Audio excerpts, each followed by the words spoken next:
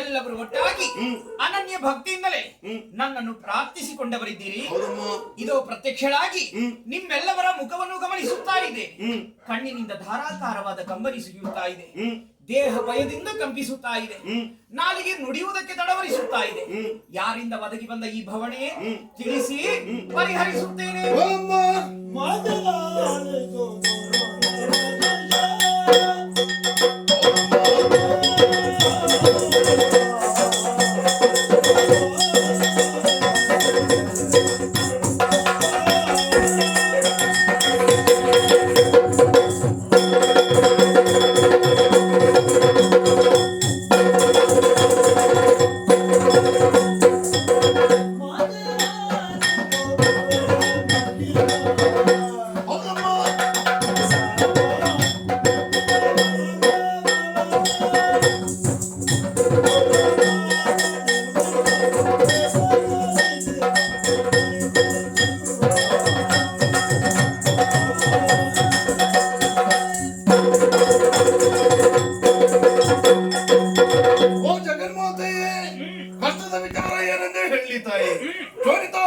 ಮಾಲಿನಿಗೆ ಮಗನಾಗಿ ಮಹಿಷದಾನವು ಹುಟ್ಟಿದ್ದು ಮಾತ್ರ ಅಲ್ಲ, ಬ್ರಹ್ಮನಿಂದ ವಿಶೇಷವಾದಂತಹ ವರಬಲವನ್ನು ಪಡೆದಿದ್ದಾನೆ.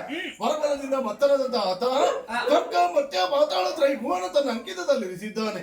ಅನ್ಯಾಯ ಅಕೃತ್ಯಗಳನ್ನೇ ಮಾಡ್ತಾ ಇದ್ದಾನಮ್ಮ. ದುಷ್ಟನ ಬಾಧೆಯನ್ನು ಸಹಿಸುವುದಕ್ಕೆ ಅಸಾಧ್ಯವಾಗಿ ನಿಮ್ಮ ಬಳಿಗೆ ಬಂದಿದ್ದೇವೆ. ದುರುಳನನ್ನು ನಾಶ ಮಾಡಿ ನಮ್ಮನ್ನೆಲ್ಲ ಬರೆಯಬೇಕು ಕೈ ಜೋಡಿಸಿ ಬೇಡ್ತಾ ಇದ್ದೇನಮ್ಮ. ನೀವ್ಯಾರೂ ಚಿಂತಿಸುವಂತ ಅಗತ್ಯವಿಲ್ಲ. ಅದರಿಂದ ವರವನ್ನು ಪಡೆದಿರುವಂತಹ ದುಷ್ಟ ಮಹಿಷನನ್ನು ಅಷ್ಟಾಯುಧ ಪಾಣಿಯಾಗಿ ಸಿಂಹವಾಹಿನಿಯಾಗಿ ದುಷ್ಟನನ್ನು ಕುಟ್ಟಿ ಕೆಡಹುತ್ತೇನೆ. ಧೈರ್ಯ